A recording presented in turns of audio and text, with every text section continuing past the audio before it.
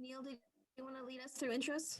Yeah, sorry, I was doing something else there. So welcome. I'm Neil Schulman. I'm the director of the North Clackamas Watersheds Council, where this is really going to be the Alexa show, as per last time, who does our outreach and education work. A little bit about us. We're a very small nonprofit. It's me and part of Alexis's time and a couple of other consultants around the neck of the woods. Our office, when we're not in COVID world, is in Milwaukee, just up Lake Road, a little bit from downtown.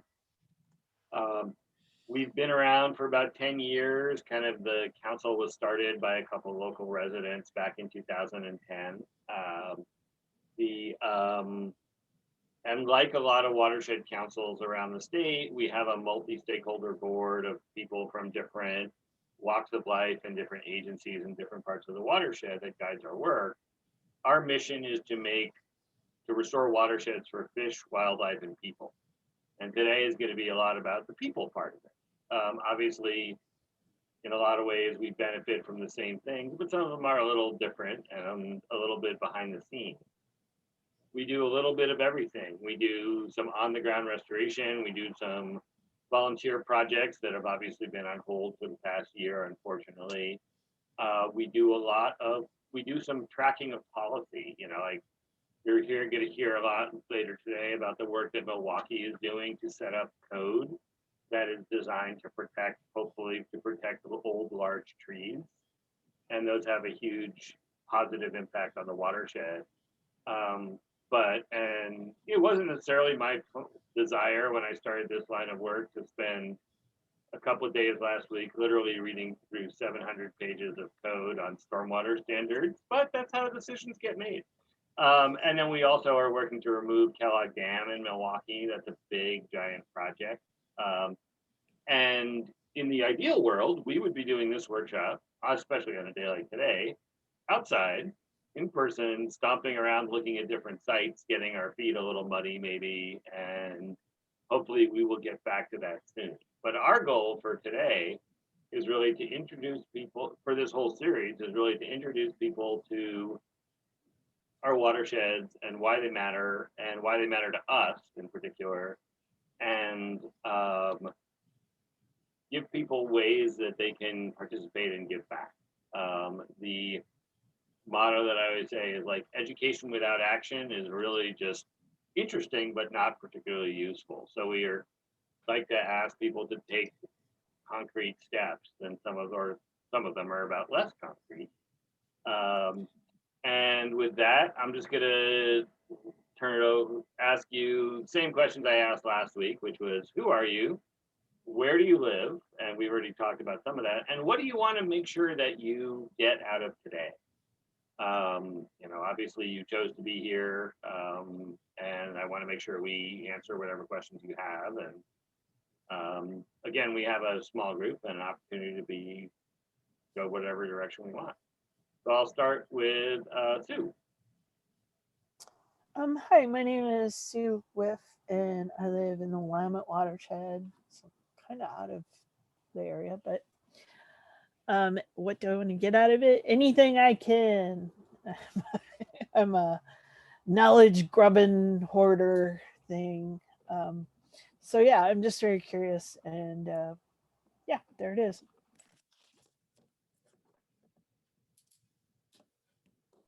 All right, and Lydia.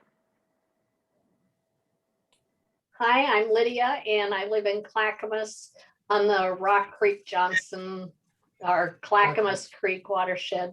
And I am like Sue. I am just here to absorb information and to be able to ask questions and just kind of get a more understanding about what's going on. All right, and Vicente. Hi, my name is Vicente Escalante. I live over Oak Grove, I guess Milwaukee area. And the one thing I'd like to get out of this is kind of like the rest of y'all, good information, and then kind of different avenues where I could, participate and be more involved and, help, keep making good changes that you guys are already doing to be a part of that. So yeah, that's me in a nutshell. All right, where in Oak Grove? I live on the Walta Vista Court on River Road. Okay. Yeah. I live in the You're Bluffs. prob- Oh, nice. Hey. All right, and Melody. Yeah, I'm Melody. I might live in the pipe, whatever you said before, but I've done some volunteering in the Johnson Creek watershed, and so I'm just trying to expand my knowledge base too, and yeah, see what you guys have going on. So thanks for having this. Yeah. And welcome, Gail.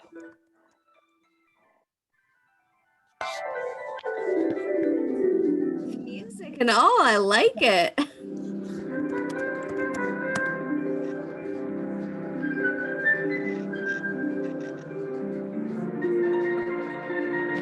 Oh.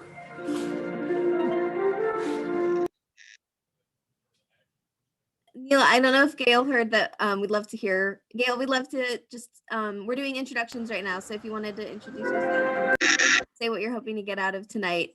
I know you have background music that you might be trying to turn off too.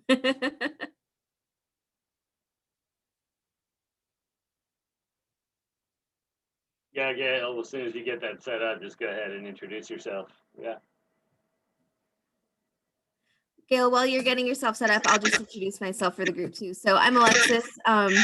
I work for the North Clackamas Watersheds Council and also the Tryon Creek Watershed Council on the west side. And Melody, I used to work for Johnson Creek Watershed Council, so I can weave in all the Watershed Council stuff. I'm sensing a theme in your career choice, Alexis. Yes. It's been a trend. Yeah. Outside of the Watershed Council work, I'm on the City of Milwaukee's tree board, and I'm also the chair of the Friends of Elk Rock Island, which is a cool little nature spot near us. And let's see if That just reopened. what was that, Neil? Oh, I said, and Elk Rock Island just reopened, obviously, after the fire, as I'm sure people are aware. Gail, how you doing? I'm doing good. I was outside and without my phone and lost all the time.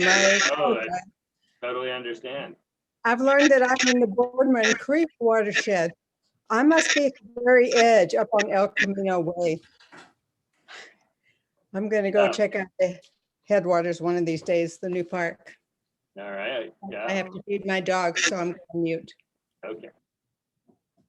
All right. So I'm going to turn it over to Alexis. And again, small group questions are good anytime.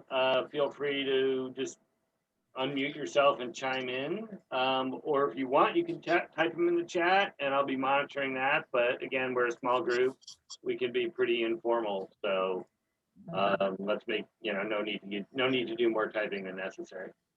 All right, Alexis, it's all yours.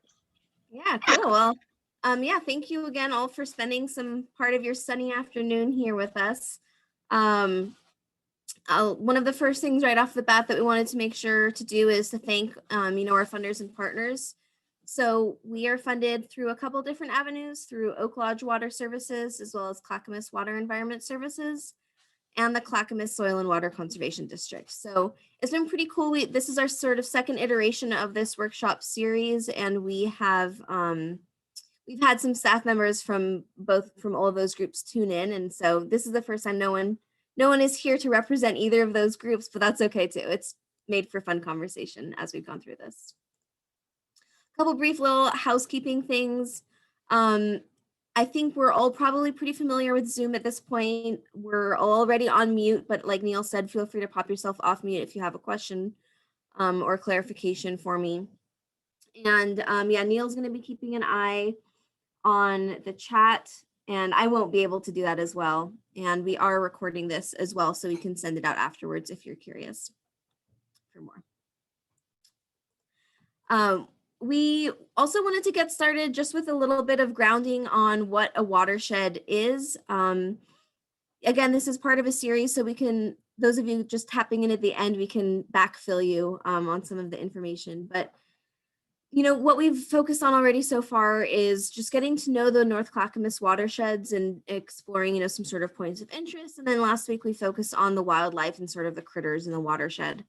And so this time, we're focusing again on people and sort of how our health is pretty interrelated with the health of our watersheds. To define a watershed, a watershed can be defined as the area of land where all of the water that falls drains to a common point. And so that might be all of the water that drains to a specific lake or to a specific creek or river.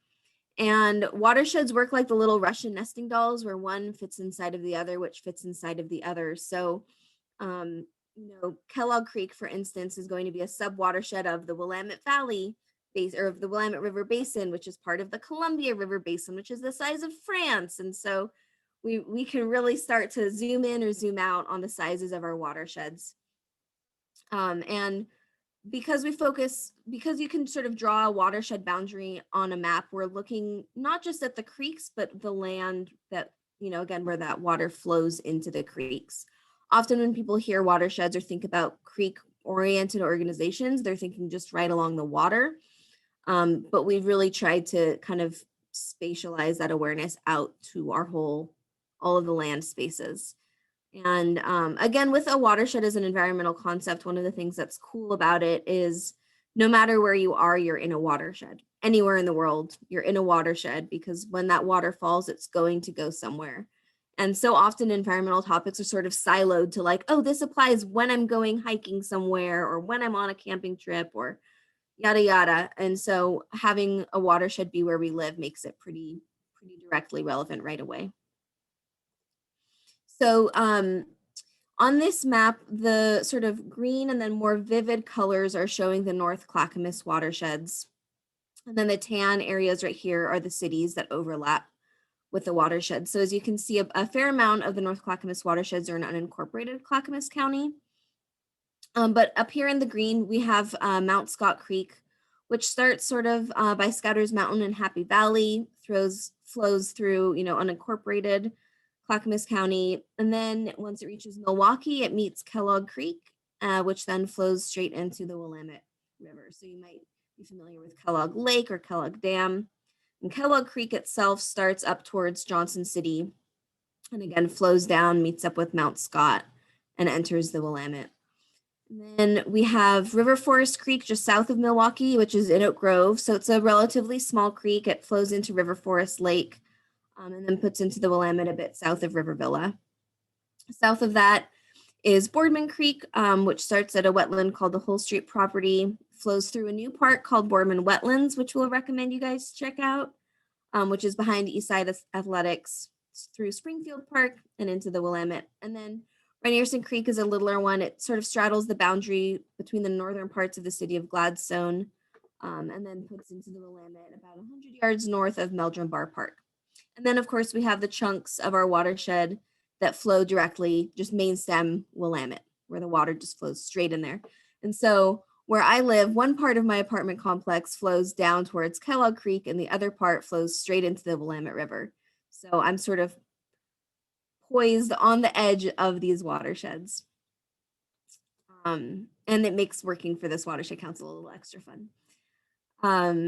And so like all urban creeks, right, this watershed has experienced a lot of human-driven changes. And so what we're sort of diving into tonight is,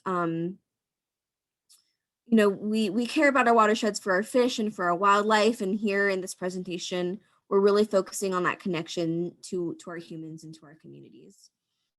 And something that sort of, has come up over the last, what used to be months and is now a year or so is, there's so much going on in the world. Do we have the time to pay attention to our watersheds? Isn't that a bit of a luxury issue, right?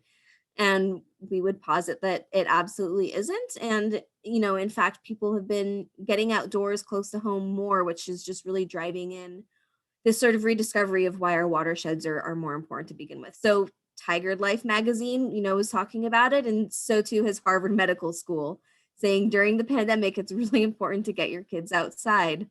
And so we're going to kind of talk about why spending time outside is important for all of us, from our kids, all through our lifespan. Yeah, so we're bringing that ability to get outside to our natural areas back sort of into the conversation here. And those of you that have tuned into the previous workshops, we've sort of looked at a tale of two buildings or a tale of, two cities as far as how things can be built in either a more or less, environmentally sensitive way. And so in this case, we're going to look here at the tale of two streets, right? You can, golden hour aside, the beautiful lighting on the photo on the left is lovely, but middle of summertime or even maybe wintertime, which might you prefer to walk down? I have a feeling that we would all be inclined towards one of those more than the other. One has sidewalks, sure, but there's more to it than just the built development. It's also the infrastructure that isn't made of cement that we're looking at. Trees is green infrastructure, right? And another thing that we're kind of looking at is two types of activity. We have all, especially in this last year, spent a lot of time staring at screens. So again, thank you for doing so with us tonight. And we know that getting outside is good for us, mentally and physically and for our community as a whole. So we're interested in sort of tapping into how do we use our local watersheds to make that possible and more importantly, more possible for everyone. So we'll be talking about also equity and environmental justice as part of our watersheds. So this is that tale of two cities or two developments. This is a side-by-side comparison of a development with the same number of housing parcels. But one of these is really built with trees integrated. It's going to be doing things like filtering stormwater on site. And, rather than a suburb where we sort of push nature to the edge, right? And so we're looking at opportunities for us to have nature closer to us, to generate less pollution, things that will allow our watersheds to, function better and provide habitat for wildlife. And that's also better for human habitat.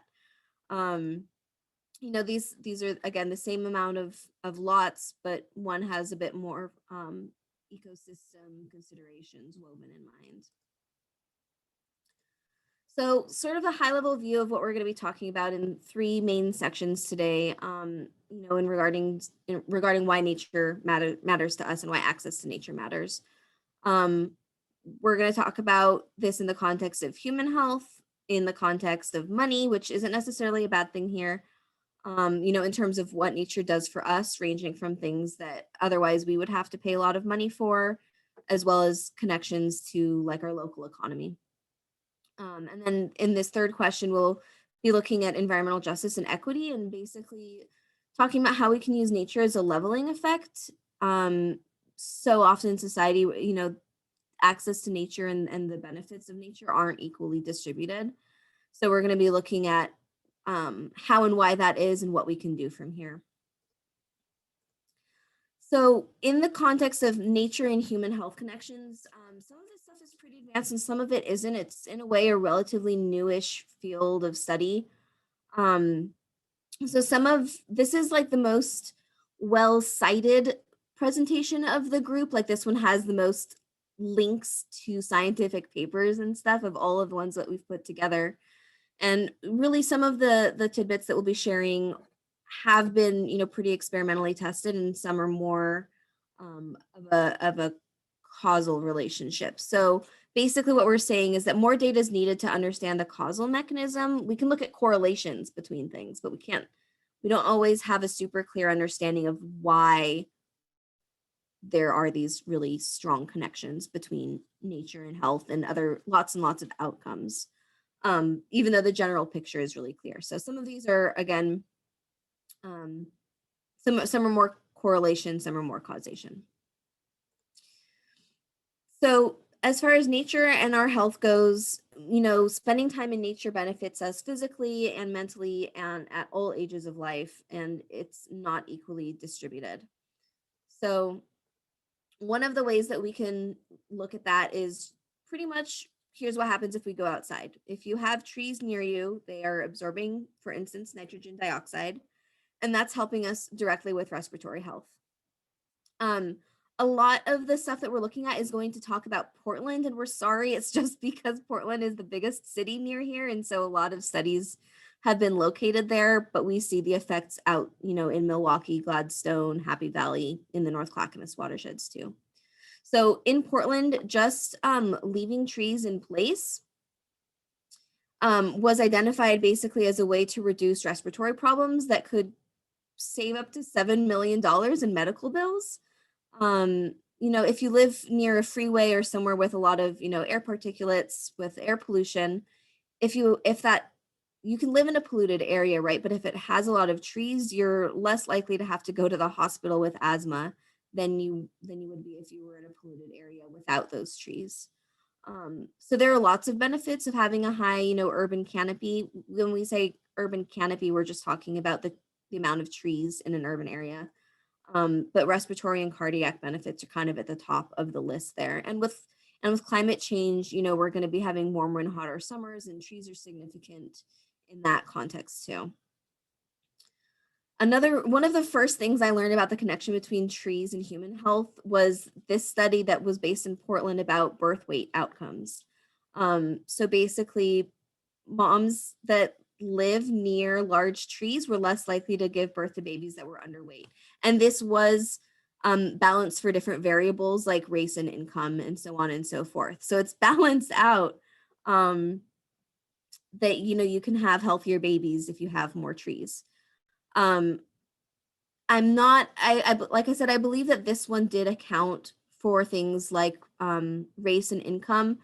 But again, with a lot of these impacts that we're going to be talking about, they're, trees with more neighborhoods are more likely to be affluent neighborhoods and are more likely to maybe have access to better healthcare and things like that. So that's why we sort of called out at the beginning that some of this we were not super clear on the causality of, even though there are really strong correlations. And really, it's all the more reasoning to get more trees, especially where they're more needed. As far as kids in nature, kids spend an average, I think this was pre-COVID, of 44 hours a week on screens and under 10 minutes a day playing outside. I can see the screen time, but as Neil said, the small amount of time playing outside is in a way almost more surprising. But when kids just spend about 20 minutes a day playing outside, they pay better attention in class. And some of the biggest factors that contribute to sort of an ethic of, environmental stewardship in adulthood is spending time in nature during childhood, and then also having, sort of a role model in an adult that cares for nature and can demonstrate that ethic themselves. So this is a part where I sort of like to pause and think about what were the moments in my childhood where I did spend time in nature and how that has affected, my trajectory. And if you think about that for yourself, right, I see you guys nodding, so I can tell that it's resonating, right, that, those moments are really important. And so access to nature is determined by things like race and income and zip code. And so if you're white or not, or what your family's income is and what your zip code is, because in this area, our communities, tend to be segregated by race or income. If you grew up in a zip code without easy access to nature, it's going to be harder to get to those experiences. And we'll tap back into this justice component later. This is all really pretty tightly woven together. The next couple of infographics are from a really well-researched, as you can see, they have a bunch of citations to a well-researched website called, I think, Children in Nature or Kids in Nature. Just showing that time in nature is good for kids, whether it comes to, feeling less stressed or angry, to having better relationships, to being more active. Things like in classroom behavior can be improved by spending time in nature. Like, we all know kids aren't good at sitting still in a classroom all day long, right? And I have a background in environmental education, and plenty of times, we have a class where we might have gotten a notification that, like, there's a couple really disruptive kids in this class. And then there's the moment where the teacher's like, oh, so-and-so was so good today. And I'm like, yeah, because they're outside. That can really, really help. Help our kids stay more engaged as learners, even when they're back in the classroom. So yeah, our academic performance and attention, are all improved by having access to nature. Even a window to look outside can help. And the list goes on.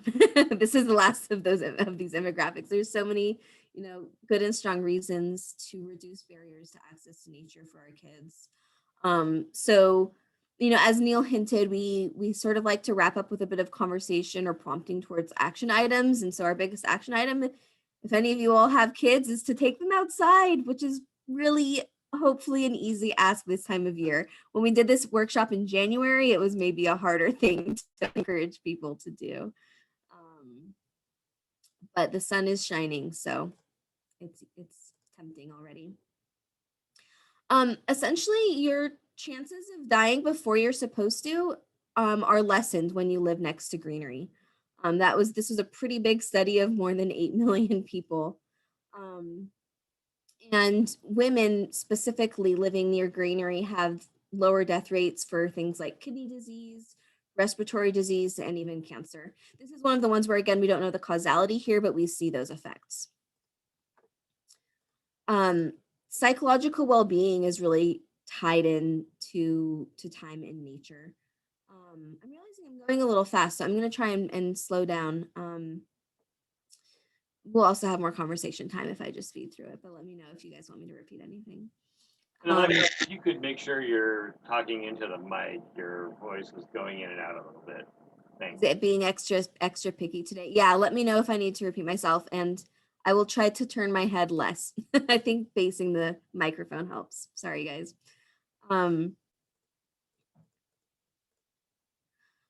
So this is a list of things that are linked to having time spent in nature. Being happier, having a sense of meaning and purpose in life, all of these behavioral psychological benefits are connected with spending time in nature.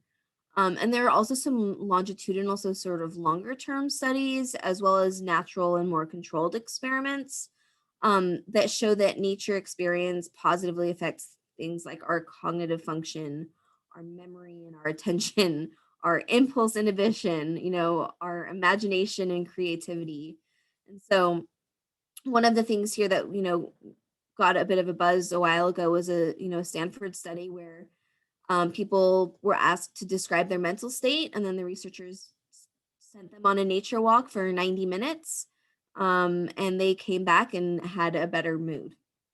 So really, really simple, direct connections, spending time outside in nature. And they actually did it. They had a control. They had, they had 3 groups. I think they had one group that just sat around, one group that went walking through a green space, and one group that went walking through a developed part of Palo Alto, where you're walking past, just streets and stores. So it wasn't the walk, it was the green space. It's kind of what they figured out. Yeah, cool. Our health from a hospital lens is pretty connected to nature too. People who spend regular time outdoors are less likely to have chronic health problems and lower healthcare costs too. And actually, post-op patients with a view of nature had shorter hospital recoveries and needed fewer painkillers. So you could save $93 million by giving everyone a window. Another really interesting tidbit was having 10 more trees in a city block made people feel like they were either $10,000 richer or 7 years younger, which is a pretty good deal for just 10 trees on a block. We also exercising outdoors is more effective than it is inside. So you can see, compared to exercising indoors, people experience greater feelings of positive engagement and, decreased confusion or anger or depression, feeling more energetic after spending that time outside. We'll take that invigorating breath of fresh air, and the science backs up that loveliness that we feel from stepping outside, right? And also people are more likely to exercise again when they exercise outside. This was one of maybe my favorite studies that I came across when I was putting together this presentation, because it was also about community health. A lot of these things have focused on sort of like individuals, mental state or ability to focus. And this was looking at basically having community spaces with nature in them led to stronger ties across neighbors, a better sense of safety, more supervision. Those common spaces are used more, and then there's fewer crimes that happen as well. And so this study was across about 1,300 people-space observations and interviews. Just a whole lot of reasons to invest in our urban nature, basically. So that was the human aspect, and for now we're going to look more on the money side of things. There are a few things that are healthy water. There are a lot of things, but a few things that we're going to talk about that our healthy watersheds do for us. One is just simply that they provide jobs. And the second is that they give us stuff for free that we would otherwise have to pay for. So one of the first concepts we wanted to introduce is what's called ecosystem services. The gist here is that nature does a bunch of stuff for us for free. And if we remove our natural resources, then we have to build it and pay for it. And so these are things like flood control, trees acting as a green lung in urban areas. 1 out of 3 of every bites of food that we take are because of pollinators. Having soil regeneration, our carbon sinks, and water later in the seasons. All of these are ecosystem services that aren't necessarily fully woven into our economy. And so it's a really fascinating thing to look at the value, like the monetary value of our ecosystem services. So this photo, is of Bull Run, which is where Portland's water comes from. If you're, a watershed resident in Oak Grove or Jennings Lodge or Happy Valley, right, it's coming from the Clackamas River. So the gist is if your watershed, or if your water is being kept clean because that Clackamas River watershed is being protected, then we're actually saving billions of dollars in ratepayer, and water fees by not having to clean it up to begin with. And Bull Run is a pretty cool example because it's one of the largest protected urban water sources in the US. It was initially set aside, I think, in the 1890s. And New York did a similar thing, and now they don't have to spend $8 billion a year because they protected a large chunk of the Adirondacks where that city's water comes from. So there's a huge range of ecosystem services, and as long as we don't mess it up, we get it for free. And to look at it from a monetary lens, again, these are things that are difficult to replace and are expensive to either build from scratch or to engineer. So our wetlands specifically do things like filter our pollutants, provide that late season water availability and flood attenuation, because our wetlands sort of act like giant sponges, right? So when we have a lot of rain in the wintertime and people might be worrying about flooding, a question to ask is, well, what's the status of the wetland spaces upstream of you? Have they been developed, or do they still have that water holding potential? Because they're going to absorb the water. And then in late summer, when it's hot and the creek levels are low and we need that water in the creek to keep it cool, those wetlands will release that water slowly back into the creek. And that's floodplain, that's the role of floodplains and wetlands. And this is, I'll just skip through to the next one. And so this was a screenshot from an initial study on wetlands in the Mount Scott watershed. And so what they were looking at here is, of the wetlands that are in the Mount Scott watershed, what is their flood capacity? Meaning, how much water can they hold to protect how many properties in the context, in this case, of a 100-year flood and a 24-hour storm event. And so, they're asking how many properties are they providing flood storage for. And this didn't take depth into account. It's sort of a coarse approach data-wise, but it's starting to answer those questions about which wetlands to prioritize for protections. And it's, you know, in a perfect world, it's a simple answer. You don't mess with the wetland. Not only do you not build on the wetland, but also don't build too much pavement around it, so that our wetlands don't get overwhelmed. And if you are building near a wetland, then you need to have some pretty solid on-site, you know, storage and filtration infrastructure set up for your stormwater. A lot of the protections in our watersheds are done for free for us by rodents. Beavers specifically are our ecosystem engineers. We showed this in the last workshop, but you know, this study was looking at some stormwater facilities in Gresham, I believe, and I can't remember if it was the Columbia Slough or Johnson Creek watershed in Gresham, but they were looking at some stormwater facilities that were set up to filter our stormwater, right? And what they found is that the water that was coming out, the facilities were doing their thing, and then beavers moved in, and then people got nervous because they had just built this facility and now beavers were coming in and changing it. So they measured the water, you know, downstream of beaver dams and then downstream of places where there weren't beaver dams. And it turns out that the water from the beaver dams was coming out cleaner and cooler and with more oxygen in it, because the way that our beaver dams work is they're made of mud and wood, and so that water actually slowly filters out. You know, if you jumped into a pond or a lake or a pool and you swim down towards the bottom, that's where it's colder, and that's where that water is moving through with beaver dams. So you know, beavers just have a really beneficial effect on floodplain storage. And often people will get, you know, frustrated or nervous around beavers because they're afraid of a culvert getting backed up and flooding their basement. But as Neil put it last time, you know, they're doing a lot of ecosystem services in exchange for a few sticks to gnaw on. So as much as we can support beaver, we will.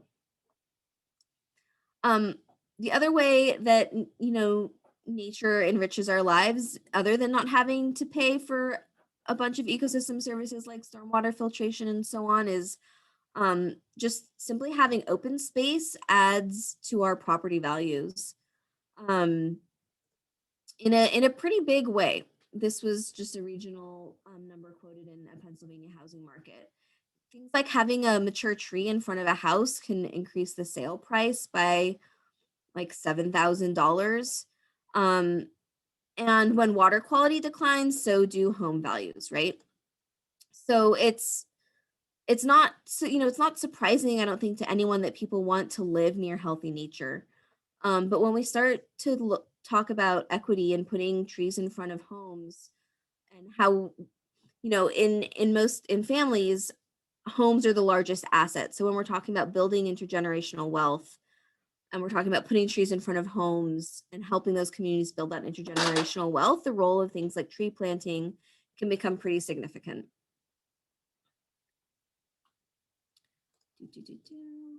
Also, trees reduce your chance of getting hit by a car. Let me see how these bullet points are coming up. Having trees in the median of a roadway reduces driving speeds by 8 miles an hour. Decreased crash rates by 46% after trees were planted in, you know, this control site.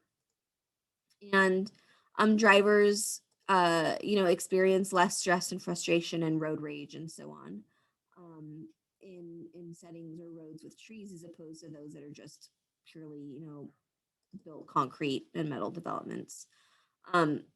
Again, with a lot of the North Clackamas watersheds being in unincorporated Clackamas County, even though it's within the urban growth boundary, Clackamas County doesn't really have a lot for street trees. There aren't a lot of options. And so this is one of the things that Neil is tracking, is working with the county longer term here, since a lot of what they have set up is for rural roads, and in our urban areas especially, there are a lot of reasons to have, you know, a system for street trees. Everyone in these photos has the job doing something to protect the environment. And across 10 years in Oregon, there was about just over $400 million that was invested into watershed restoration that yielded between $8-ish and $10-ish million in economic output. And that also is connected to several thousands of jobs. And so these are kind of big numbers, but the takeaway is that the environment and protecting and restoring the environment is part of our economy. And if the environment were like one sector, I believe, Neil, that this was how it was sorted, that it would be 19th in Oregon as far as employment goes. It's a pretty big employer too. So again, also one of the really neat things with environmental restoration is that those funds stay local. So for each $1 million that's invested in restoration work, it's supporting up to like 20-ish local jobs. And again, that 1 million becomes 2 to 3-ish million in economic output. So ecosystem or environmental or ecosystem restoration projects, create jobs at the same rate as construction essentially.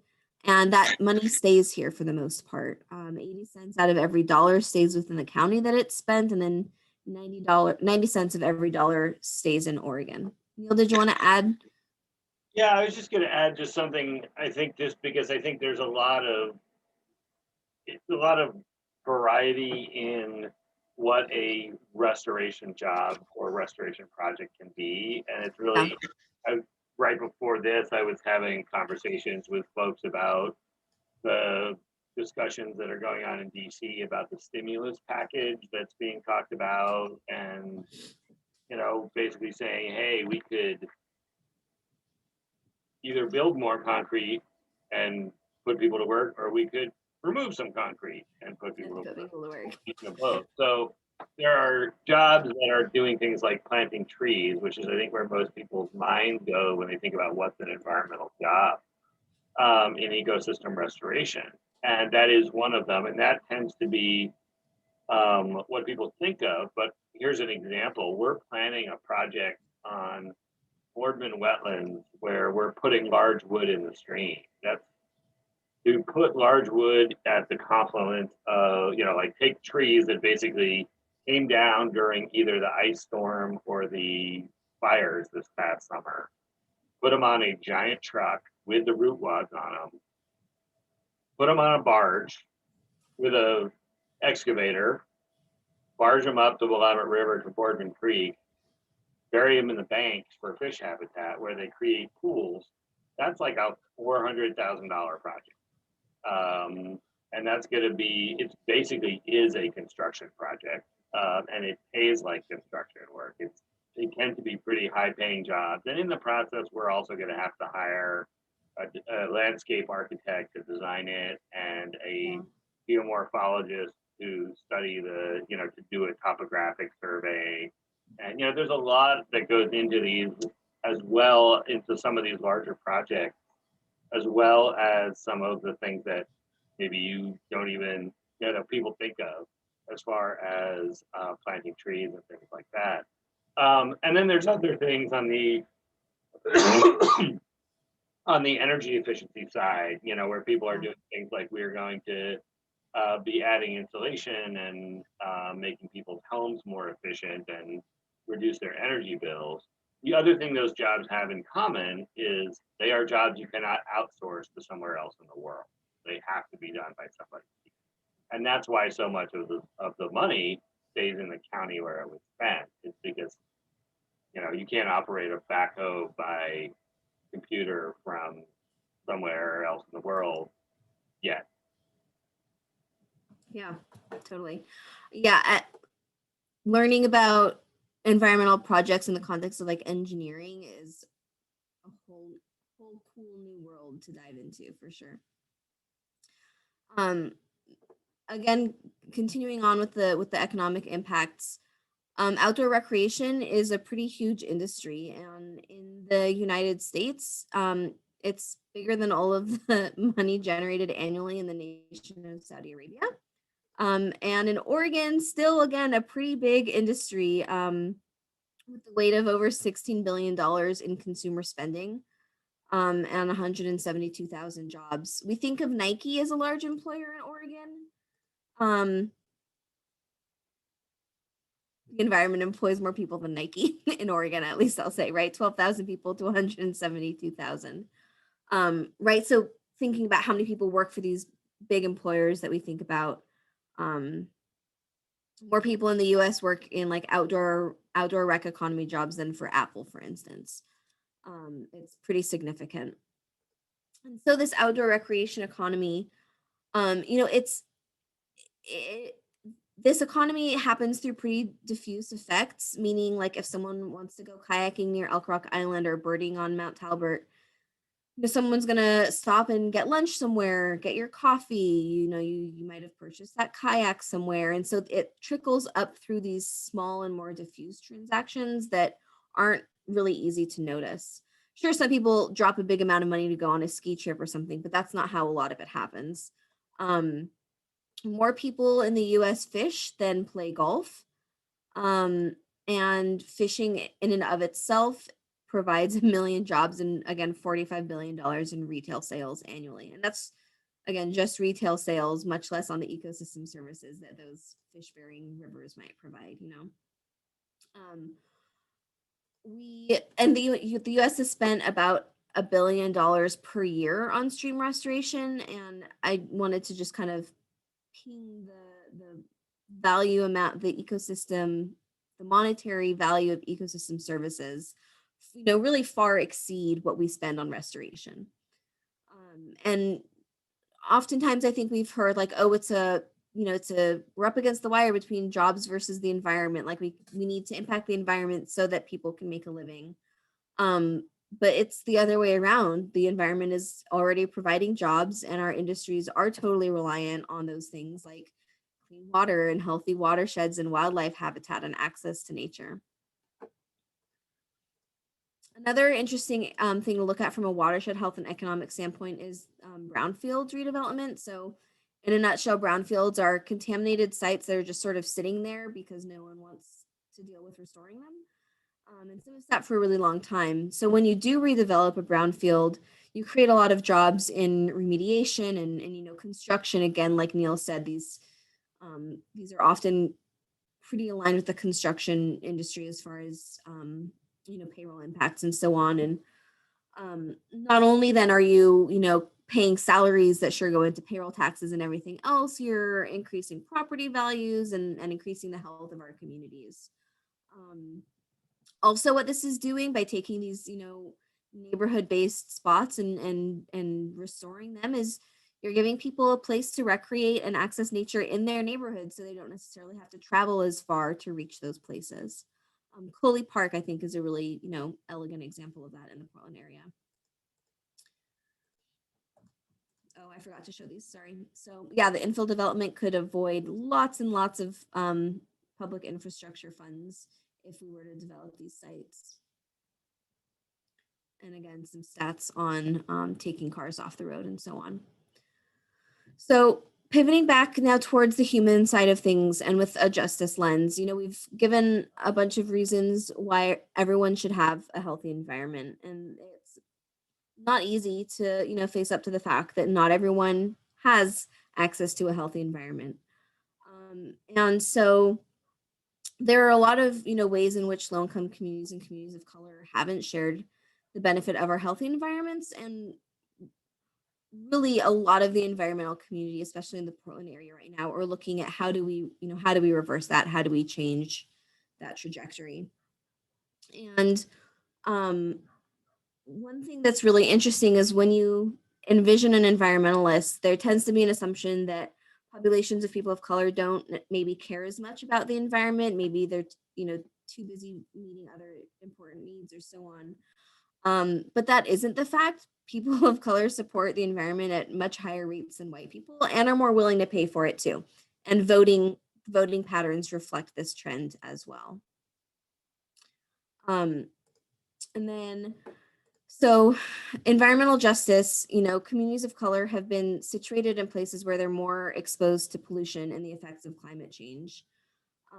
We know that these are our frontline communities who are more likely to be exposed to environmental hazards and are going to be the first ones feeling the real impacts of climate change and global warming. And this next chart is really interesting to me. Pollution exposure by population is, you know, another inequity that is a part of this picture.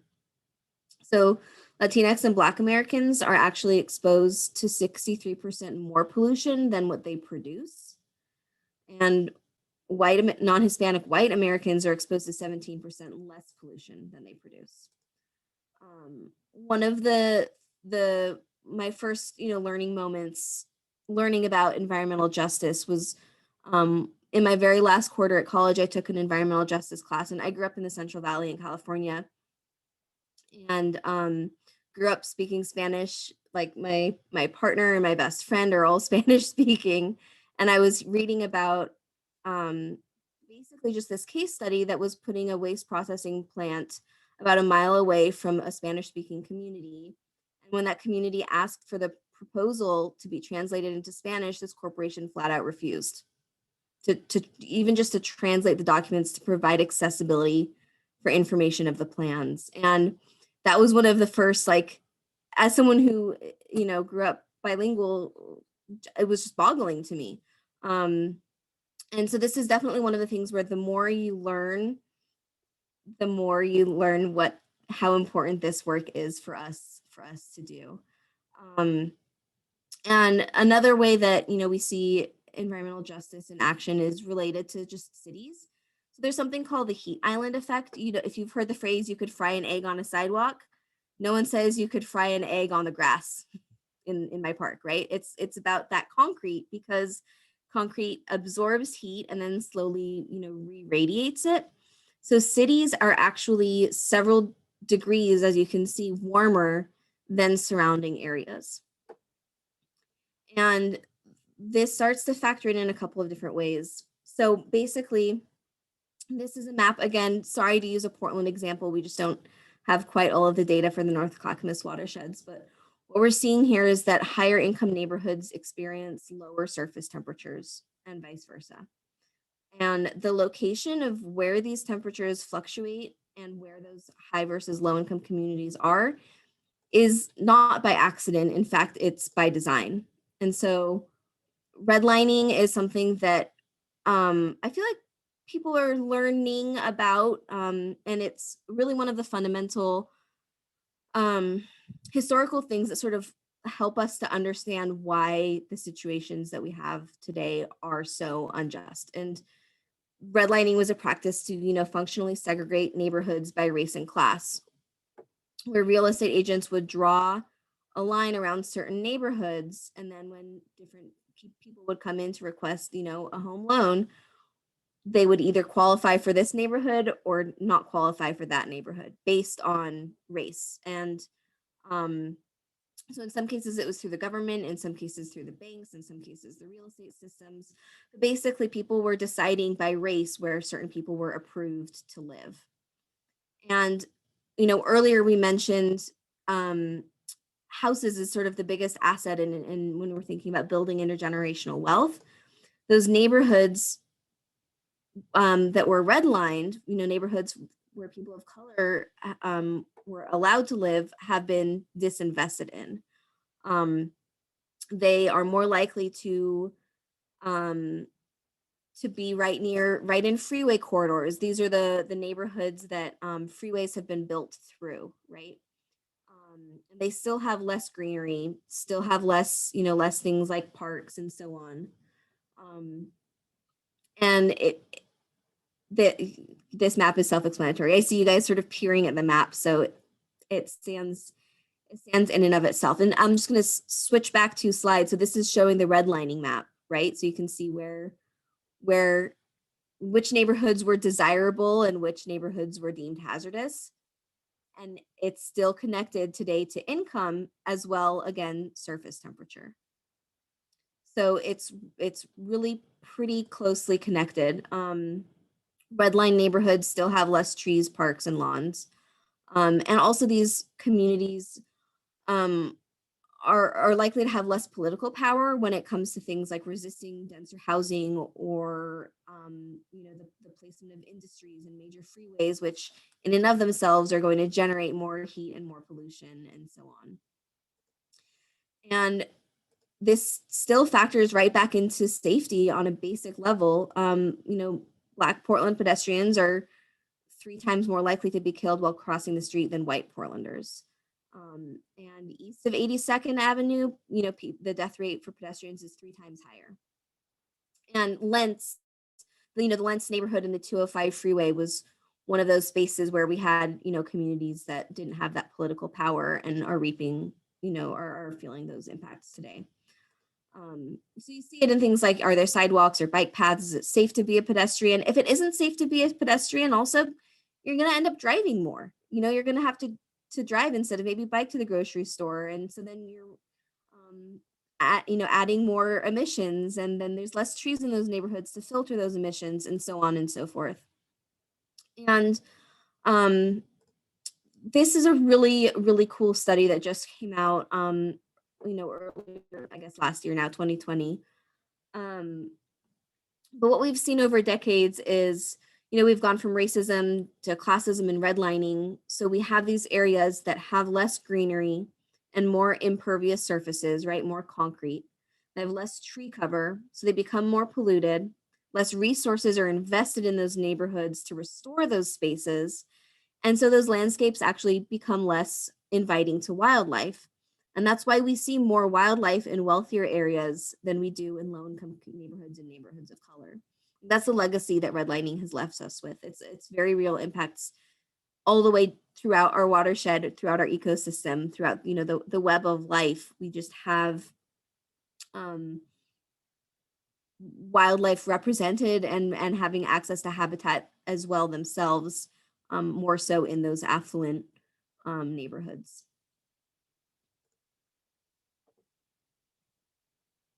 I'll just let you read that.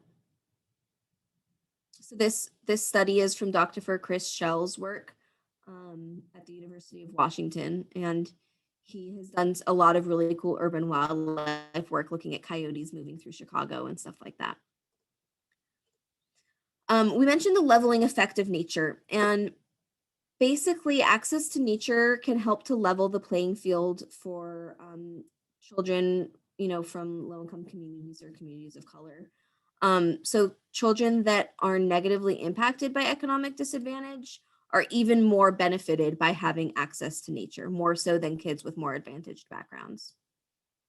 So getting kids out into nature is one of the biggest things that we can do, to help communities of color in our watersheds. And we know that that ties with childhood health and academic performance. And so that's why there's a lot of focus and programming around environmental education and access to nature for youth.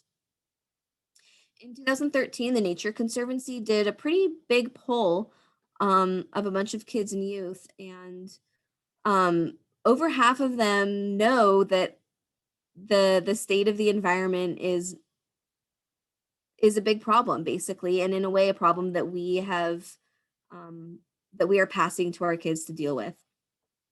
And the thing that makes a difference for kids is having a personal experience in nature that can help them to appreciate nature more. Kids that have had an experience in nature are almost twice as likely to say that they prefer spending time outdoors, and are also more likely to express interest in environmental related careers. So we often say youth are the future. So then let's give them access and time that they need to build that comfort spending time outside. And the reasons why youth don't spend time in nature are pretty telling too. The top thing is that it can be uncomfortable with things like bugs and heat. As Oregonians, we know that good rain gear is important and also not necessarily super affordable, right? Not having transportation to a natural area or not having one nearby are pretty big components too for why youth don't spend more time in nature. And so those are things that we can solve, right? To reduce those barriers to access to nature and bring students out to these natural spaces. Another thing that's come up in the last year or so is the lack of welcoming or comfort that our youth of color feel in nature, or communities of color, not exclusively youth, but our youth here call it out. We probably all in this Zoom call tracked the case of Christian Cooper in Central Park in New York City, who was a Black birder, happened to be on the Audubon Society's board, but even if he were an amateur birder, you know, he was made to feel really, really uncomfortable just for recreating in what is supposed to be a shared green space for all people of that city. So people birding and jogging, right? Those things happen all the time in these watersheds. And, you know, for me personally, that's something that I have not had to think about. I haven't had to worry that I will go on a walk with my dog in a park and someone will look at me and be suspicious of my personhood. That's just not something that I've had to deal with.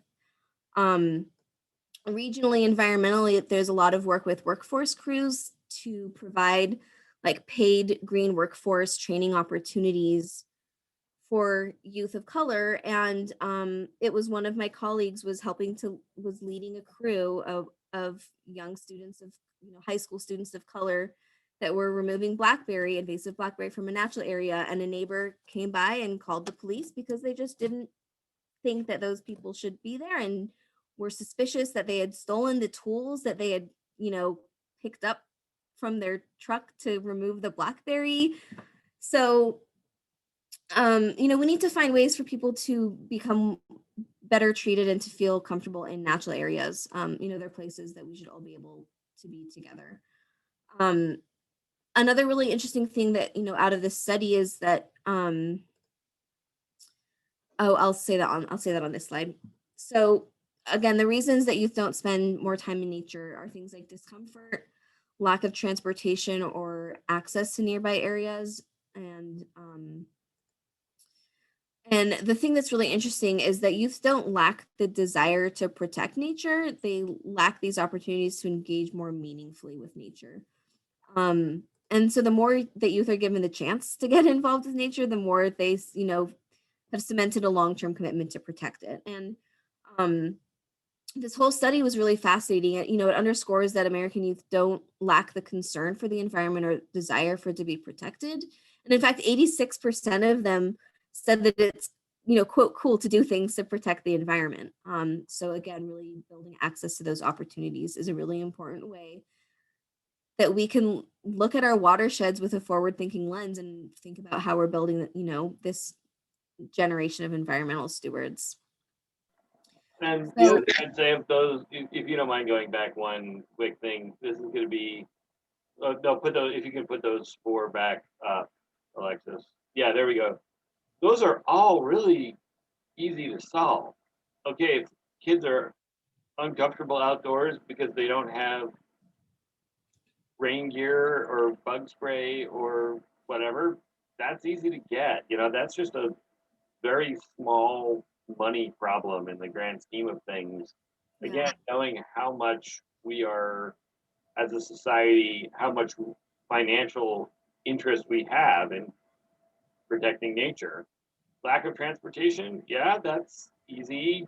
We need, yeah, it costs money for TriMet to run routes more direct, more frequently or whatever, but we can do that. Lack of natural areas. The region voted in 2019 to spend $500 million plus on buying new land for future natural areas and parks. That was the Metro bond measure that passed in November of 2019. So they are in the process of now targeting that. And one of the lenses they are fortunately using is where are the areas that are nature poor and where access to nature is difficult. Not feeling comfortable around the other people out there, that's probably the hardest one because that is a people problem, not a money problem. And I think that's where we just need to work on ourselves to say, gee, how do we make other people feel comfortable? You know, the stories that we were just hearing about Ahmaud Arbery and Chris Cooper are heartbreaking. And it's nothing, but we need to fix those problems of just these, you know, and the only way to do that is by working on the people side of it. Yeah.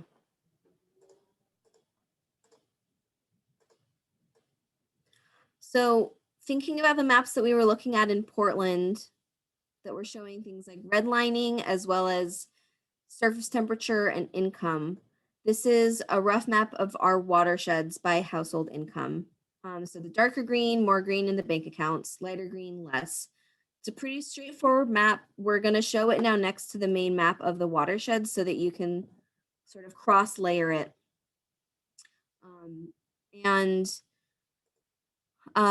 Yeah, this is if you guys notice any trends, let me know.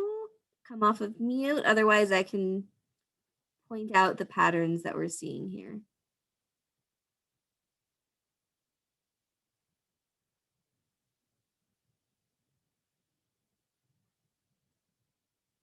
I'll give you all a moment to look because I can tell you're looking. So we spoke about how freeways can just divide communities, and a lot of impervious surfaces are correlated with with less canopy and so on. And so looking at 99 East and 205 and 82nd, the lowest income areas are right along 99 East, 205 and 82nd. And that's something that you probably could have told us without looking at the map. There's also a lower income area near Rainierson and Gladstone. And that's, when we look at our watersheds, we know that that's also where we have the least habitat, where we have the most polluted runoff that we're most concerned about. We know that our air quality around 205 and 82nd is not so great. So basically, and I see your hand, Sue, I'll call you in just a moment. So basically what we're seeing on here is the same pattern that was demonstrated on those earlier maps. Yeah, Sue, you had your hand up and then it went down. Yeah, I was just wondering, the block group, is that census tract? Do you know? Yeah, it is. Okay. Yeah, Sue's our resident map person tonight. And so then where is the wealth? It's in the places like the upper, the hills of Upper Mount Scott Creek and Happy Valley, where people can live out near the woods and Scouters Mountain and so on, as well as some spots right along the Willamette River. And then we have that central corridor in the sort of lower Kellogg area to the south or southeast side of Milwaukee. So what this is telling us is that we're not an exception to any of the slides that we just described, that we're looking at the Portland area. And that dark green in the middle is Oatfield Ridge, right? So for those of you who know that area, that's, again, it's your chance to live up on the heights away from everybody, kind of thing. So kind of stands to reason. Yeah. And if anyone's interest was really highly piqued by looking at redlining and canopy and the urban heat island effect, I can send out some NPR links, but there's I showed you the map of that overlay in Portland. There's maps for dozens and dozens of cities across the country that are looking at where the trees are and aren't, and where the redlining maps were and weren't, and so on. So anyway, so this all sort of brings us to, to what can we do? And we wanted to talk about, our sort of individual actions and then our collective actions. And so individually, like I said earlier, if you have kids, just taking them outside, model that environmental stewardship, even if you don't have kids, but your friend does, or you have a cousin or something like that. Increasingly getting outside is happening in families and not in school. That's one of the things that Richard Louv has been, increasingly sort of advocating for, that we shouldn't be relying on schools to get our kids outside. There are too many barriers around things like budgets and scheduling buses and all of that. And that families, can be the ones to make a point to get their kids outside. And volunteer projects, we can talk a little bit about that. And wrapping volunteer stuff is kind of picking up again after a pretty long gap with COVID. But joining us to plant some trees or remove some trash can be a pretty easy thing. Just getting outside and experiencing the natural spaces. So this is sort of where you can do that in the North Clackamas watersheds. This is a map of some of the sort of bigger natural areas in the watershed. So Boardman Wetlands is a new park that has a nature play area too, as well as just a neat boardwalk through a wetland zone. Unfortunately, they couldn't have an opening celebration. It opened during COVID, but North Clackamas Parks and Recreation District and Oak Lodge Water Services and so on were the folks moving that forward. Elk Rock Island right there on the Willamette just opened after a fire. It's fragile. I will ask you to treat it gently. Neil you'll remember, I don't know if this was a site, but I know that over the pandemic, you know, the increase of our regional and urban natural areas upped quite a lot. And there was um, one example that you gave where a trash can used to be emptied, I think once a week, and it changed to 5 times a day during COVID, 4 times a day.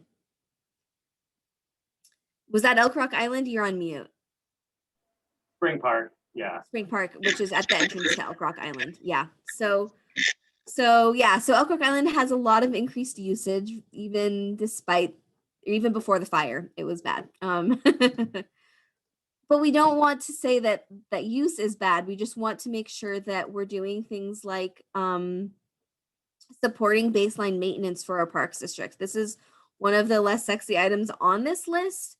But it's really important that these providers of our parks and natural areas, you know, things have gotten harder with COVID financially, but more people are spending time utilizing those natural spaces close to our homes. It's just overwhelming the system. A couple of the other things on this list that we have, you know, sort of in closing and to lead us into discussion. Overarchingly, to advocate for everyone to have access to nature. And there's a couple different spaces that can come into play. One that's happening right now is the City of Milwaukee's comprehensive plan implementation process. So they're developing code around 3 main things, which are trees, housing, and parking. And we know that we're going to have more people moving to our watersheds. And so it's a pretty simple open house online thing to tap into. It takes, I think, like 10, 15 minutes, maybe 20, depending on how much you're a read the fine print kind of person. But that's a really great chance to weigh in, and it actually closes on Thursday. So I would say that that's a really great action item for anyone and everyone on this call. Often in looking at developments, there are things, you know, people will say like, oh, well, if this is an affordable housing structure, they get to take out more trees. They get to remove more canopy or more of those on-site trees in order to make room for more people. And so often housing developments are viewed in opposition to trees. And so the perspective that I've brought to the tree board as an individual, and that, you know, that is also reflective of the council's sort of stance, is the folks that are living in those, you know, affordable housing units are less likely to have access to natural areas and access to visiting and recreating in those natural spaces anyway, and are more likely to need the health benefits and psychological and visual benefits that come from trees too. So really finding a way to make those things work hand in hand is something that we're advocating for.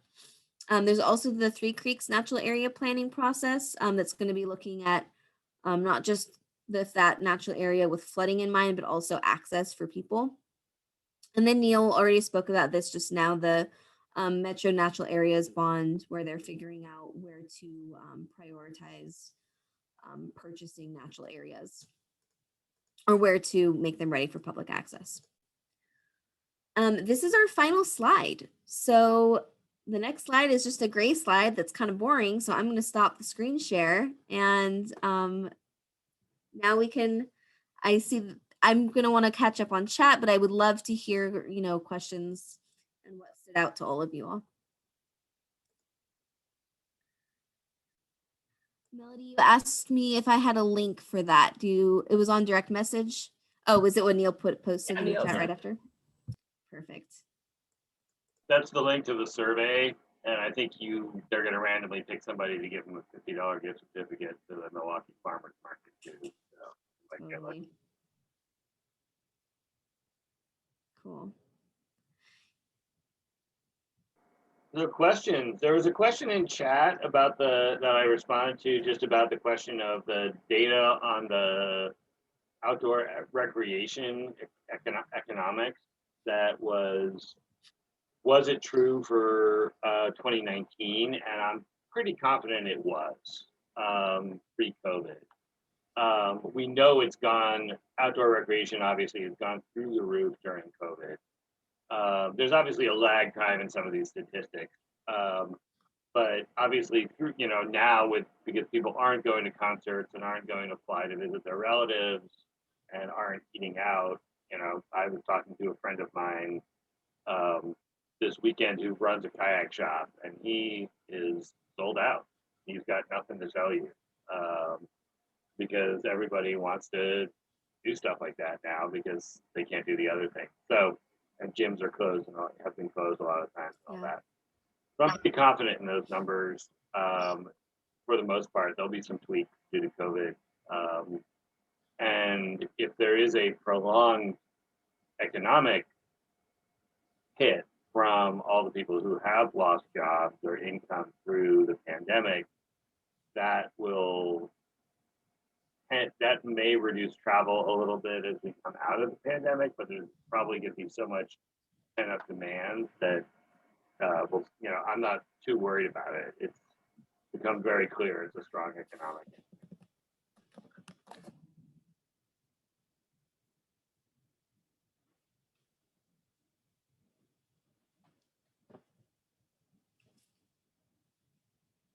And Melody, you made a comment that I'll just address. It says, seems like on hikes, all a person needs to do is smile and say hello. And I would say that's true. I wish that That were wasn't me. more often. That was me. Yeah, I He mean, doesn't it's smile really to- not very hard. That's the unfortunate and sad part of it is how insular we can become. As I'm speaking generally about our society, we obviously know that there are unfortunately people who don't feel like this is a space for them. I was in a meeting of communities of color, just listening in on meetings of community of color before Metro passed this bond measure. And one of the things that I heard that was really, was the number of folks who were really afraid that if they went out into people of color who were afraid that if they went out into a natural area, somebody would call the cops on them. And that they just didn't feel like it was a space that was welcome. And that's something we all need to fix. And Yeah. obviously incumbent on folks like me who are white and part of the majority culture to basically to intervene and speak up when somebody's not treating somebody well. There's a space for all of us. Yeah. And as more and more people of color get out into nature, it's going to become easier. Yeah, there's a really neat organization in town called Wild Diversity that is focused on it's run by and for not just communities of color but also the queer community, and it's excursions where it's all people of color groups or all queer and people of color groups that go out so that they can also representation and visibility is really important, and so like they'll have excursions that are led by paddlers of color or climbers of color and things like that too. Like that's a super great way to help make that happen. I know one thing Johnson Creek Watershed Council has been doing they have a bilingual Johnson Creek internship program where they work with like local bilingual youth who plan a nature-based event with their community members. It was just getting right off the ground. I implemented the first 2 internships with that program before I left, and it was so cool. It just made so much sense. And one of the highlights there was there were 2 staff members from Portland Parks and Recreation, and so it was with the Somali speaking community, and so we had them out to Powell Butte, and when it came time to explain how we were going to be planting these plants, our student was prepared to translate as he had for me earlier, but the intern was Somali and just explained how to plant directly in Somali, and it was super cool because it was just that visibility of people in those in the environmental career, in the environmental field. That's the word. Yeah, things like that. Other questions?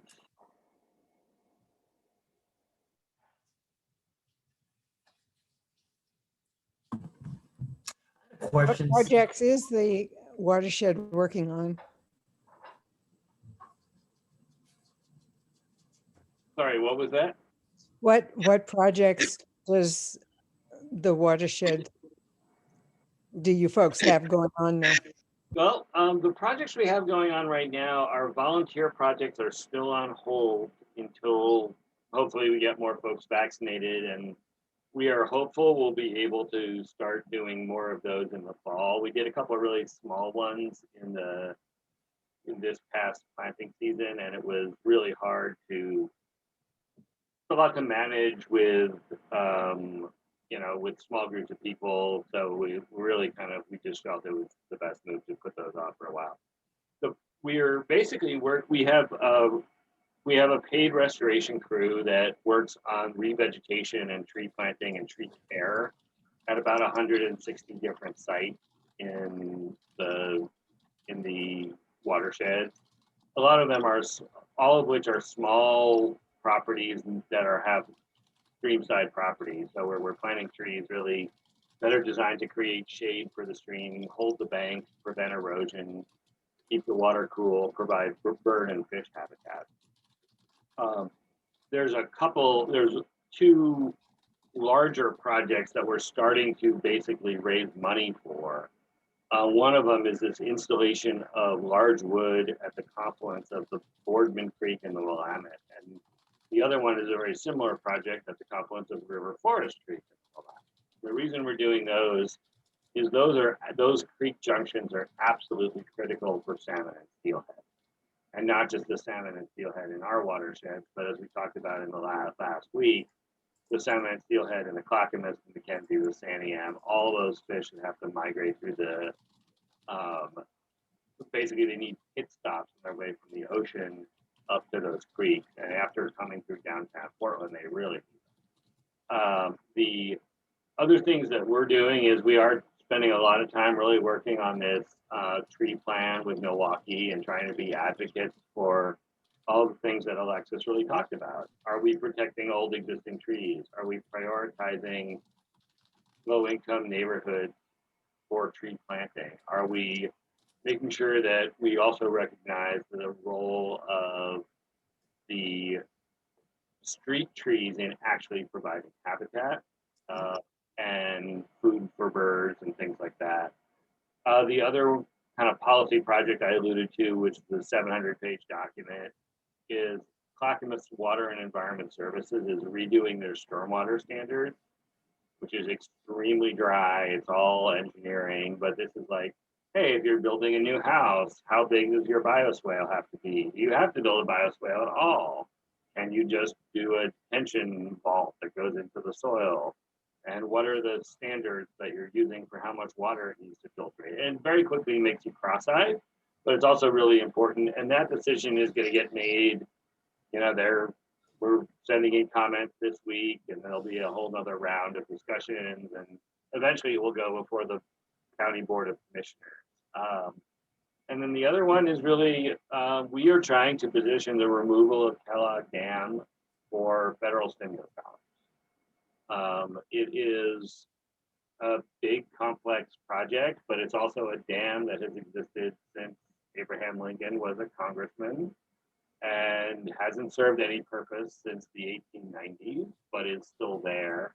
And the bridge that sits on top of it is also not earthquake. So if we're going to replace some bridges, let's replace a bridge that needs to be replaced anyway. And at the same time, we can free a stream that's been bottled up for over 100 years. Again, it's complicated, it's expensive. When I start talking about the cost estimate for replacing that bridge, people start to run away from me really fast. It's so expensive, yeah. Well, I mean, it's expensive to people like me who run a small nonprofit. Yeah. In the bridge build business, it's Right. So when I go to somebody and say, gee, yeah, okay, we want $24 million to replace this bridge. Well, that's about what a highway bridge costs. And it will be more expensive tomorrow than it is today. So, and the community really wants it. That's the other good thing about it. Everybody from the mayor of Milwaukee to the people who, know the creek. And I've never heard anyone say, gee, we really like the algae filled lake.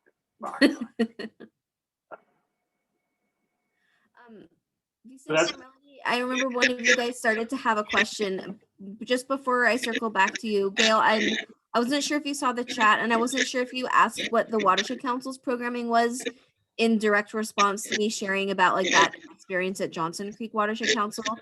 So just as like it's probably worth saying that Johnson Creek has like 7 or 8 staff members, and North Clackamas has like 1 and a little bit of me. So, and I work at Tryon Creek Watershed Council too, so it's all a little shrunken down capacity wise. Yeah, Vicente or Melody, you guys were starting to ask a question too, is that right? At the same time Gail did, I thought. Yeah. Mine was in regards to just like, of course, I know because of COVID, it's kind of hard to do any sort of volunteering and stuff, and vaccinations. But as far as trying to be able to be more involved with the different programs that you guys have within North Clackamas Watershed, like I guess my question is, what? Because I'm more of a hands-on kind of individual, so yeah, just kind of trying to see like. Neil, how do you sign him up? What can he help you with? I think that's the question. Yeah, well, I'm I'll just shoot you an email and am I muted? No, okay. I'll just shoot you an email. I want to know mostly what you're interested in. You know, Sue has been working with us on some GIS stuff.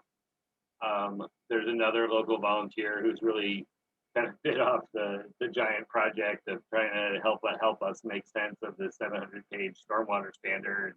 She's an attorney. She's got some background in that, you know, in kind of how do you write legal comments to a government body, you know, so there's some of that. We've got another volunteer who recently when we were having events, was doing a lot of volunteer recruitment. And again, we're hopeful that we used to have an annual stewardship day pre-COVID every fall. And I'm hopeful that will start up again this year.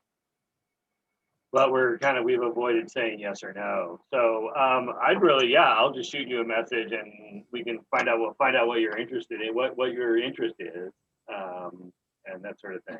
Alexis, yeah. I'll make the plug as the chair of the Friends of Elk Rock Island that this summer we're going to start having some events again. Usually in the wintertime, we've done like some plantings and stuff with the Watershed Council and with North Clackamas Parks and Rec, but this summer, I believe for sure, the main 2 things that we'll have going on are some trash pickups.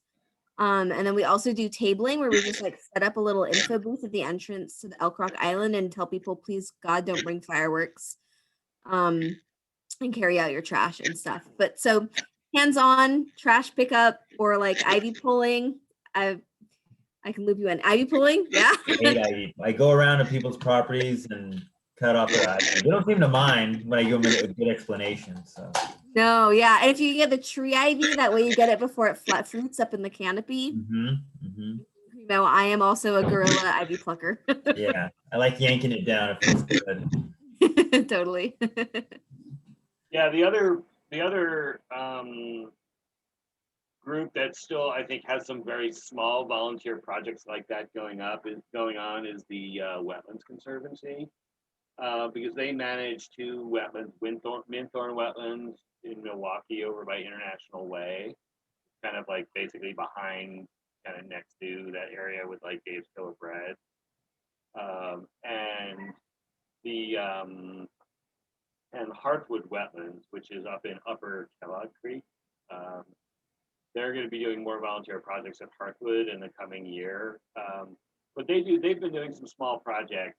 I don't know what their current schedule has been, but there's still some going on, but they're usually limiting them to like 10 people. And it's kind of become one of those things. It's like getting a ticket to the Beatles. You know, you got to be on Ticketmaster pressing your, take my labor. Yeah, no, totally. You know, because they feel that with obviously when they're limited in size and people are stuck in their house, people sign up to it. But we've also kind of like done. I've got a volunteer too, just to kind of give you some other ideas. Just kind of the stuff that's gone on. We've had, we have one volunteer is like, oh, I'm always walking in the area around Kellogg Creek with my daughter, and I was like, great. You want to switch out memory cards on a remote camera to see what wildlife is in there and look through the footage, and because that was something we're curious about. So if someone started doing that, and hopefully, this kind of projects like that, some of the hands-on stuff we'll be doing more in big groups, so there are going to be some small opportunities for a while. Yeah. Yeah. Cool. Thanks, you guys. Yeah. Thanks. Yeah, we want to be respectful of your time and give you all the space to ask questions. So if you want to leave, go ahead and leave. I was trying to figure out what I'm trying to say. If you're ready to go, then see you later. If you have more questions, I'm still here.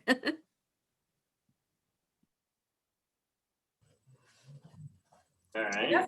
I'm wondering if you guys have any other like kind of ideas around the equity work, yeah, getting out there. Yeah.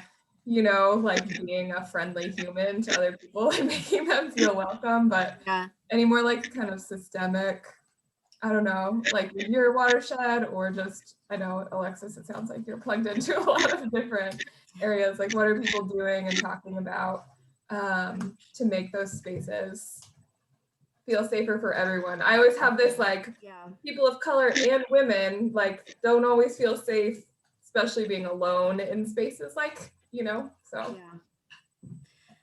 Yeah, one of the really good news pieces around equity work is that a lot of funders are recognizing the need for equity. And bottom line is small nonprofits, we're always chasing money. And just in the last 4 years, I think there's really been an increase in recognition for that. And there's also been a lot of cool nonprofits in the region that are run sort of by and for community members of color that are advancing that work that more established like environmental nonprofits are able to partner with. At Tryon, we've been fiscal agent for a community-based organization to get them like housing and rent relief through COVID. Like there's just a lot of organic behind the scenes partnership stuff that's happening that's pretty cool. I forgot what else I was going to say, but that starts to touch on it. And Neil, I know you were going to say something too. Yeah, I think there's a couple of things that I think about, that some of it's easy and some of it's less easy. One of them is I think we really need to work with the local jurisdictions to make sure that things like their advisory boards and budget boards and budget committees are more diverse than they've been, because that's where someone's going to say, "Gee, we really need to do more maintenance at this natural area over here because it's getting really heavily used." And sometimes they need the counter voice to say, "Hey, wait a minute. Now if that's in a wealthy area, maybe we need to figure out how to make the natural area that's in a low income area more welcoming so it does get used." And let's redefine those conversations. And it's a lot easier to do that when you have a seat at the table. And another secret news is people are not exactly clamoring to sit on those committees. It's a lot of meetings. So a lot of times if someone says, "Yeah, I want to do this," that's great. Sometimes it can be a fairly direct path. But I think we need to have a more diverse group of people that have control over the priorities. The other one is, I would love us to just start putting up, this is again, kind of something that somebody on the parks board could do, or advocate for, is just to do things like putting up signs, multilingual signs at parks, sends a message that you are going to see people here from different backgrounds. That it sends a message to the people who speak those languages clearly, but it also sends a message to people who are white folks who are going to maybe forget that they live in a multicultural society if they spend all their time in an enclave. That, oh yeah, this is a space for everybody. And then, there's some programmatic things like where do the park staff spend their time? when they're there to reduce conflict, make sure that everybody does feel welcome. Where do they go to? And again, it's really easy for the wealthy communities that have more political power to be like the loud voice that says, oh, we want this, we want this. So Yeah, and in a way, like one thing that's sort of both organic and systemic that harks what Neil is saying is just, again, even in the past few years, there's been an increased recognition to pay people for their time, bottom line. Like I popped in the chat, like some of the ways that we can reduce barriers to participation in those community and advisory groups that were maybe a little more relevant pre-COVID when meetings were held in person, right?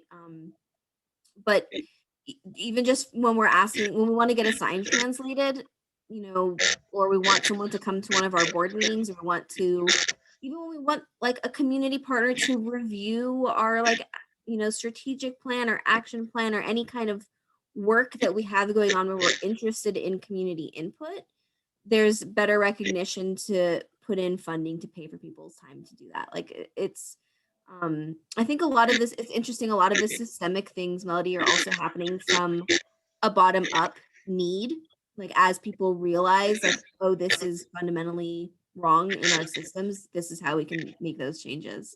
So it's coming both, top down from some funders and also bottom up from people that are implementing a lot of this work. One thing that like I left in my AmeriCorps position at Johnson Creek Watershed Council was that role is the point person for service learning trips for schools. And when I left, in the application that covered that AmeriCorps position, we also put in funding for buses so that we could reduce just that simple barrier to access to getting Title I schools out to natural areas, things like that. the other thing I want is more data in some ways. Like we don't have a lot of data on the actual water quality in some of our streams. And we certainly don't have it at the granular level enough to know like which small tributaries are bringing in the most pollution. And that's going to really help us kind of match up where we need to act most aggressively. Again, we think we know where it is because we can see, all you have to do is look at Google Earth and you can say, oh, gee, this area doesn't have riparian buffers, and there's 82nd Avenue, and the chances are that it's pretty heavily impacted. But until we know that for sure, knowing that for sure definitely is a way to say, okay, now we can do something to address it.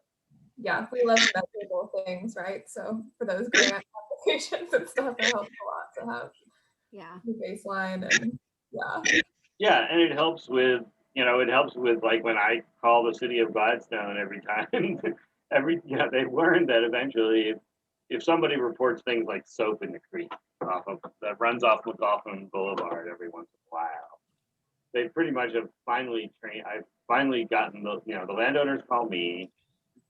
We all call the city of Gladstone, and they basically learned that we're gonna keep calling them until they track it down, but again, it's easier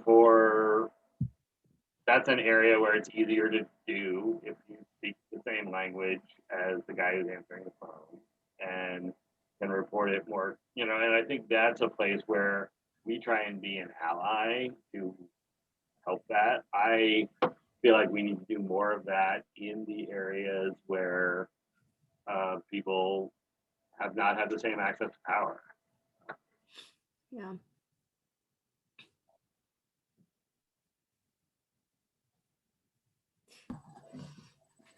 Do you have anything else? I really appreciate your guys' time. Oh, I appreciate yours. Very informative. Thank you guys. Sounds like Vicente will be in touch with you, Neil. Yeah, sounds good. And yeah, it'll probably be next week, just so you're not I have a grant deadline on Friday, so hey, okay. I got it myself, so I'm right there with you, brother. Yeah. Great.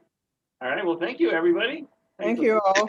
Are these meetings every month or like every couple weeks? Yeah, I saw. Yeah, so this is a workshop, not the North Clackamas Watersheds Council monthly meeting. So this was like a special educational series that we've been doing. Were you curious about more workshops or what North Clackamas' stuff generally? Like kind of both. Like since you said it's a workshop and this is like the second one, is there only 2 or is there 3 total? This was the third. Oh, this is the third in the series. I came in Yeah, late. the other 2 were the last 2 weeks. I'm sorry. That's okay. I didn't know about it until someone told me. So I appreciate that. Well, I'm glad someone told you. And we might be offering them again sometime later this spring. We might try doing like a lunchtime hour one or Saturday morning one or something. This one, it's not so nice outside, maybe. Yeah. I know, Yeah. right? It's only up from here. And Sue, you asked if I have the recordings. I do, so I could also send those to you. I know it's harder to watch things without the interactive part of it, but I'm happy to send those links. Oh, I don't need them. I was here for all 3, but Yeah, I know you So- were.